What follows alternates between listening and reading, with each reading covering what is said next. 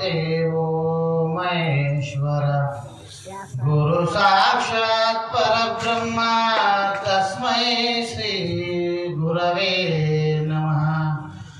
श्री राजयोगी गुरु शिष्यं निजानंद दीक्षितं गुडिश नरसिंह योगी नामांकितं सद्गुरुते नमो नमः।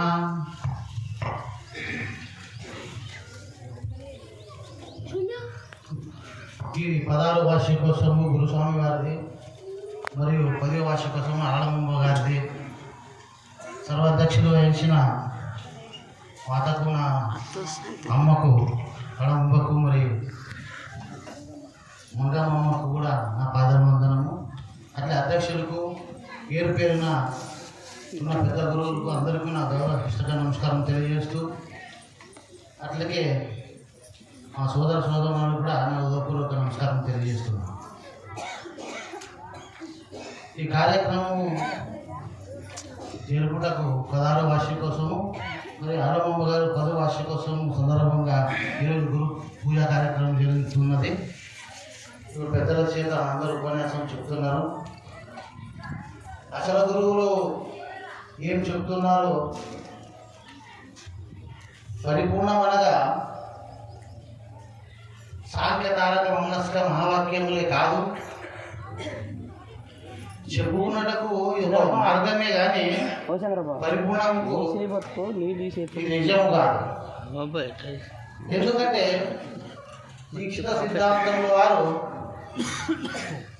ఈ పరిపూర్ణంకి ఇవి ఏమీ లేవు. నిజంగా తెలుసుకుంటే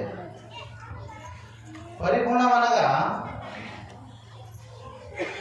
ఒక ఢిల్లీ ఎక్స్ప్రెస్ ఒక ట్రైన్ పోతుంది. ఒక చిన్న ఉదాహరణ, ఢిల్లీ ఎక్స్ప్రెస్ ట్రైన్ పోతుంటే ఆ ట్రైన్లో కూర్చున్నాం.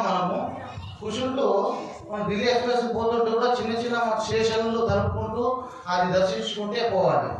అట్లా పరిపూర్ణంకు వెళ్ళాలంటే ఆ చిన్న చిన్న స్టేషన్లు దర్శనం చేసుకొని పరిపూర్ణంకు వెళ్ళడానికి ఢిల్లీకి ఎట్లా ఎక్స్ప్రెస్ వెళ్తుందో అట్లా ఇట్లా సాంఖ్యం తారక మనస్సు మహావాక్యంలో కూడా ఈ అవసరమే.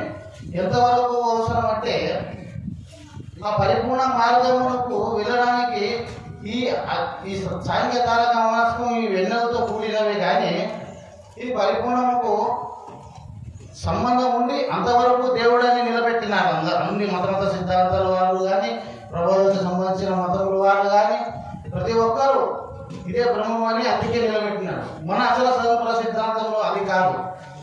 సాంఖ్యతారక మనస్కము వాక్యము ముఖ్యమైనటువంటి ఉన్నప్పుడు కూడా అది అంతవరకే నిలబెట్టినాడు కానీ మన అది కాదు. ఎందుకు కాదంటే మన పరిపూర్ణం అంటే అది నిజంగా పరిపూర్ణం ఎలాగంటే ఆ గురుముఖాన తెలుసుకున్న సాక్షాత్కారం వస్తుముఖైన సాక్షాత్కారం తెలుసుకున్న వాళ్ళకి నిజంగా తెలుసు. సభలో అందరూ అన్ని చెప్పగలడానికి వాక్యం కాగలదు. కానీ పరిపూర్ణమని అది దేవుడని అది అందుకే నిలబెట్టేది అసలు సిద్ధాంతం మనకి ఇది సరిపోదు. ఎందుకంటే గురువు ద్వారా వస్తు విషయ జ్ఞానం పొందిన వారికి తెలుస్తుంది. ఎందుకంటే ఆ పరిపూర్ణము దేవుడని, ఆ నాస్తికుడని, ఆస్తికుడని, అది ఆస్తికుడు కాదు, ఇది నాస్తికుడు కాదు.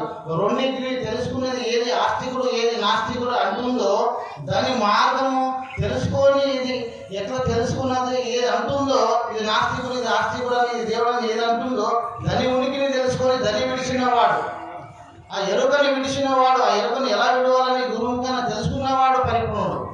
అలాగే గురువు కూడా పరిపూర్ణం అనేది వస్తు విషయ జ్ఞానం పొంది ఆ పరిపూర్ణ మార్గానికి గురు దర్శనంకి ఈ సాంఖ్యతారక మనస్కం అవసరమైనా కూడా ఎంతసేపటికి అవసరమో అంతే అవసరం. అంతకి అదే ఉందని కలిసి అందుకే నిలబెట్టరాదు. మరియు ఇది లేనిది ఇది ఉన్నది అదే దేవుడు అదే నమ్ముకుని ఉన్నాము అని అందుకే అసలు పరిపూర్ణది మాటలు కాదని. ఎట్లంటే ఈ భ్రాంతి గలవాడు భ్రాంతి రహితుడు ఎలా అంటే ఒక శవగారంలో ఉన్న పోస్ట్ మార్టం అని అంటారు. ఆ పోస్ట్ మార్టం దినము చేస్తున్న వానికి ఆ భ్రాంతి లేదు. ఎప్పుడో ఒకసారి చూసిన వానికి ఎలా భ్రాంతి పడుతుందో భయం పడుతుందో అలాగే ఈ భ్రాంతి రహితుడు ఎలా ఉన్నాడంటే అది అంటించుకునే మనసుకి అంటించుకున్నట్లు నడిచిన వాడు భ్రాంతిరహితుడు అవుతాడు. ఇలా ఇంకొకటి ఉదాహరణ తెలుసుకోవాలంటే, ఒక జాదుగారు వాడు చేతుల్ని పిట్టలను పుట్టిస్తాడు, గుడ్లను పుట్టిస్తాడు, గుడ్లను పుట్టిస్తాడు, ఏమేమో పుట్టిస్తాడు. అయినా కూడా ఏంటి కోసం చేస్తాడంటే కడుపు తిప్పుల కోసం చేస్తారు. ఏ సాధనలో మన పరిపూర్ణకు అవసరం లేదు, కానీ ఆ గుడ్లని పుట్టిస్తాడు, గుడ్లను పుట్టిస్తాడు, వాడు కూడా ఒక 10 రూపాయలు 50 రూపాయలకే వ్యవహారం చేస్తున్నాడు. నిజంగా తెలుసుకున్నవాడు ఏమిటంటే, ఆ 10 రూపాయలు ఆ గుడ్లను పుట్టిస్తాడు, ఆట చేయడం ఎందుకు? ఒక గుడ్డు పుట్టాలంటే ఆ గుడ్డు పిల్ల గుడ్డ కసి గుడ్డ 21 దినం పొదిగేసి ఆ పిల్ల కావాలి. ఆ పిల్ల అయితే ఆ గుడ్లని వాడే పుట్టిస్తాడంటే ప్రపంచ సృష్టి ఎందుకు? వాడిని తీసుకోవచ్చు కదా. అట్లా వాడికి తెలుసు ఇది అబద్ధము, మీరు చూసే వాళ్ళకి నిజం అన్నట్లు అనిపిస్తుంది. అట్లనే వాడు నిజం కాదని తెలిసి చేస్తున్నాడు, చూసేవానికి నిజం అనిపిస్తుంది. అట్లా కొంతమంది సిద్ధాంతాల వాళ్ళు చేసేవాడిని నిజం అనిపిస్తుంది, కానీ పరిపూర్ణంకి అది అబద్ధము, అది లేనిది.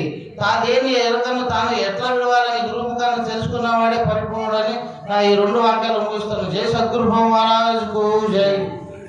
నాన్నగారు సిద్ధానంద శ్రేష్ఠ నాన్న గారు చక్కగా ప్రబోధించారు. ఎందుకంటే అందరూ సాంఖ్యం గురించి చెప్పుకొని